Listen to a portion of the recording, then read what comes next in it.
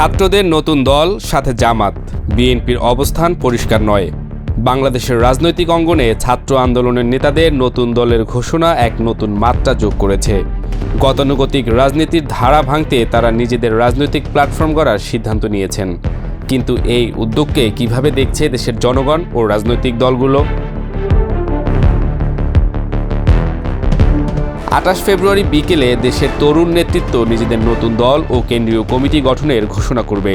সম্প্রতি এক সংবাদ সম্মেলনে ছাত্রনেতারা জানিয়েছেন, তারা কোনো পুরনো দল বা গোষ্ঠীর সঙ্গে যুক্ত হবেন না, বরং জনগণের স্বার্থে নতুন ধারার রাজনীতি করতে চান। যদিও বিএনপি এবং জামায়াত এখনও তাদের আনুষ্ঠানিক অবস্থান স্পষ্ট করেনি, তবে দুই দলের সাম্প্রতিক কার্যক্রম থেকে বোঝা যাচ্ছে জামায়াত বৈষম্য বিরোধীদের সঙ্গে একজোট হয়েছে, যেখানে ছাত্ররা তাদেরকে কৌশলগত মিত্র হিসেবে পাশে পেয়েছে। অন্তত ছাত্রদের সুরের সঙ্গে জামায়াত ইসলামীর সুর মিলে যাওয়ায় সেটাই মনে হচ্ছে। দীর্ঘদিনের রাজনৈতিক স্থবিরতার পর বিএনপি এখন অনেক শক্তিশালী অবস্থানে রয়েছে।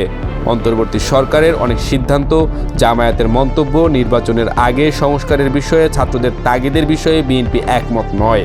তাদের মতে সংস্কার চলমান প্রক্রিয়া, নির্বাচনের পরেও সেটা চলতে পারে। অন্যদিকে ছাত্র নেতাদের বেশিরভাগ মতের সঙ্গে মিলে যাচ্ছে জামায়াতের মত। রাজনৈতিক বিশ্লেষকদের মতে এই পরিস্থিতি আসন্ন জাতীয় নির্বাচনে দ্বিমুখী প্রভাব ফেলতে পারে। রাজনৈতিক বিশ্লেষকরা বলছেন, ছাত্রদের নতুন দলের টিকে থাকার মূল চাবিকাঠি হবে তাদের আদর্শিক দৃঢ়তা ও রাজনৈতিক কৌশল। তবে জামায়াতের উপস্থিতি এবং বিএনপির বিচ্ছিন্ন অবস্থান রাজনৈতিক লড়াইকে আরও জটিল করে তুলতে পারে। বাংলাদেশে ছাত্র ও তরুণদের নেতৃত্বে ঐতিহাসিক রাজনৈতিক পরিবর্তন ঘটেছে, তবে তারা কতটা স্বাধীনভাবে সিদ্ধান্ত নিতে পারবে তা নিয়ে প্রশ্ন থেকেই যায়। রাজনৈতিক দলগুলোর অভ্যন্তরীণ চাপ, অর্থায়নের উৎস এবং আদর্শিক স্থায়িত্ব তাদের ভবিষ্যৎ নির্ধারণ করবে। বাংলাদেশের বর্তমান রাজনৈতিক প্রেক্ষাপটে ছাত্র রাজনীতি কী প্রভাব ফেলবে সেটাই এখন বড় প্রশ্ন। সরকার, রাজনৈতিক দল ও জনগণের মধ্যে যে অনিশ্চয়তা তৈরি হয়েছে তা নিরসনে নতুন নেতৃত্ব কতটা কার্যকর হবে।